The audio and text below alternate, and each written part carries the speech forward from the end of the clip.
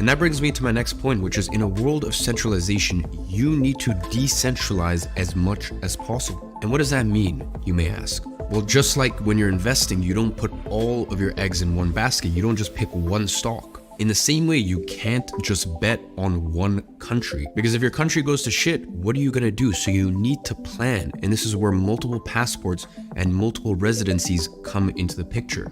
And once you're financially free, this becomes a lot easier. In places like St. Kitts, you can earn citizenship through investment for as low as 150K. And you need to start tracing your lineage so that way you can see if you are eligible for any other citizenships. Look into things like digital nomad visas. Start looking in different countries, and this also applies for bank accounts. You need more bank accounts. You need them in more countries, because if one country starts to restrict withdrawals, well, then you're stuck. If one country starts tracking your carbon footprint and charges you for it, which by the way is already happening, I wrote about this a few weeks ago, but MasterCard has already implemented technology that is required to know your exact carbon footprint depending on your spending. And the next step, well, if you spend in non-climate friendly places, well, you'll be penalized. And what's worse is they're giving the technology to every major payment processor. And that's why you need more bank accounts. You need bank accounts in different countries.